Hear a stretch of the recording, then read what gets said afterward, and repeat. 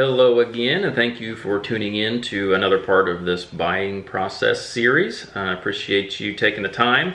And today we're basically almost to the end of all of this. So once again, in print form, this is kind of what we've gone through up to this point. And in the video series, I'm not even sure what kind of numbered episode we're on, as it's kind of grown as I can't seem to stop talking. So once again, appreciate it that you're checking these out. So today we are talking about the closing. What is the closing? Basically, it's when everybody comes together and we finalize the transaction. We will sign, for you the buyer, a ton of paperwork, and then the seller signs over the deed and money is exchanged. And depending on possession, you may get the keys that day and you bought yourself a house. So it's basically the culmination of what you've been working through for the past 30 to 45 days after getting an accepted offer on the home you want to purchase. So it's always exciting. Sometimes it be a little stressful as it comes down to the nitty gritty as far as things coming together. And yeah, so it's usually just a great day. So what happens? Where does this all happen? Things like that. I will say typically we will find ourselves at the title company, as they have title agents and closing officers that bring all the paperwork together from the lender, from the county, verification from you, from a bunch of different sources, honestly. And so they bring all that together and they make sure everything's filled out correctly. That's their job. And get everything signed and T's crossed and I's dotted and all that good stuff. So like I said, as the buyer, you'll be signing a ton, and we're not going to go over everything because every lender's different, every loan's different, but be prepared to sign 20 to 30 minutes worth of paperwork, and they go over all of that obviously at the closing. Prior to closing, what we're going to have from your lender is what's called a closing disclosure. And by law, once you've seen that and signed that, we have to wait 3 days before we can get to the closing table. That gives you enough time to review it and make sure everything is exactly what you thought it was going to be: closing costs, purchase price, tax prorations, everything like that. So I'll go over that. Usually it comes straight from the lender, and if you have any questions about those numbers or anything like that, the lender should be able to answer those, but you can also get a hold of me to make sure we all understand it. So once that happens, all that data and everything gets transferred to the title company, and they put together something either called the Alta statement or the settlement statement. They're kind of two different forms, but they have the same information. So what I have printed out here is an Alta statement. It's basically a longer version of the settlement statement. Settlement statement's usually 2 pages. This one's 4 pages. And it goes over line by line every dollar, every cent of the transaction and where the money's going, where it's coming from. And at the end of the day, you as the buyer, it'll show, if you need to bring any money to closing, what that is. Let's talk about that for a second. So if you are bringing money to closing for closing costs, down payments, things like that, you can't bring cash or a personal check. If the amount that you need to bring is under $10,000, it can be a certified check from your bank. If it's over, you have to wire the funds from your bank to the title company. And there's really no way around that. That's a federal law, okay? If we want to talk about wires for a second, so you go to your bank, you have this amount that we will discuss here in a second. You have the amount, you have obviously your account information, and you will have the title company's account information, and you will say, well, I need $11,520.89 sent to the title company. This transaction with your bank to the title company is not instantaneous. So if we have a closing at 11 o'clock and you go to the bank at 10:30, it will not be there at 11 o'clock.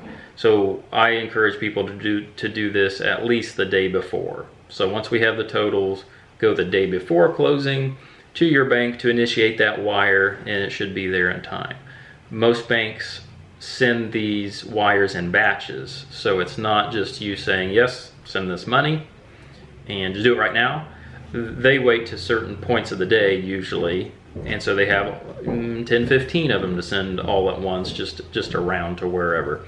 So again, it's not instantaneous. It has to go through the Fed too, and so there may be a little stall point there before it gets to the final location. So we want to be proactive. We don't want to be sitting at the title company with everything signed and the seller kind of looking at their watch, and you may have to go back to work and the funds aren't available yet. So we need to do that a little ahead of time. Okay. Sorry, that was a big sidebar. But so on the settlement statement, it's going to basically show who's buying what, right? And then how the transaction comes out.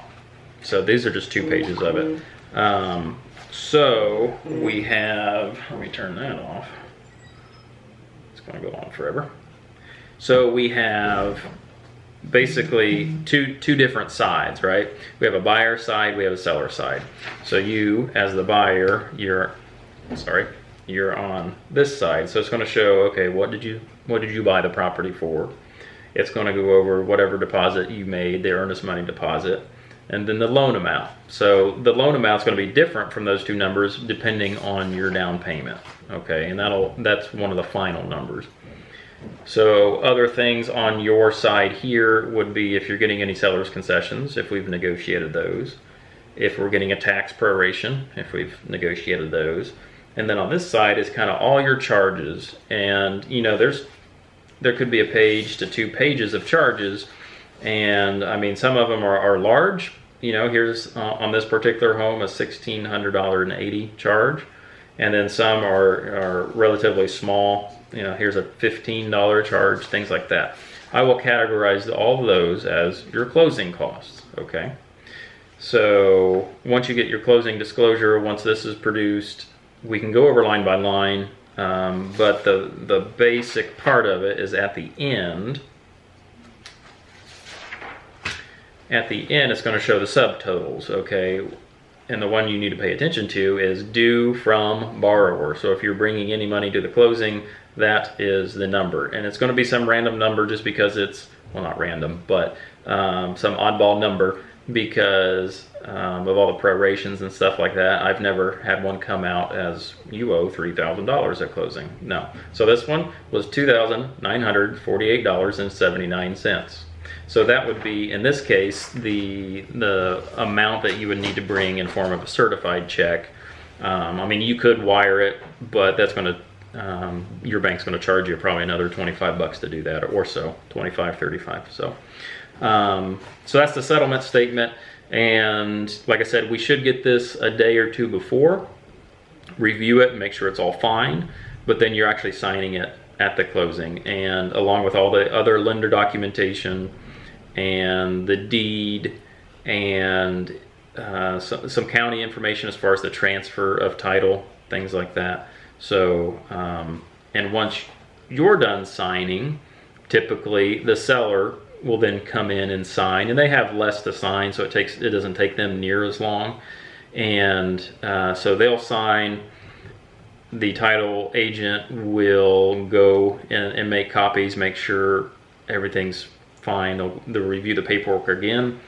Depending on your loan type and your lender, sometimes they want to see all that documentation before they release your funds and the amount of the loan to the seller. And so we may have to wait around a little bit. I haven't seen much of those recently, but that could be a possibility just depending on your lender. And then copies are made. The checks are cut as far as the seller is concerned. You know, they're going to get their money, and if we've negotiated possession at closing, you'll get the keys. So like I said, usually a happy time to do that. Now, in the rare case the transaction maybe wasn't amicable throughout, we will based on your recommendation or the other client's recommendation, you know, we may not be in the same room. I mean, that rarely happens, but it does sometimes, to where, you know, it wasn't a clean transaction and people weren't getting along, but obviously you still want the house, they still want to sell the house. So we may do kind of a split type closing, but that like I said, rarely happens, but it could.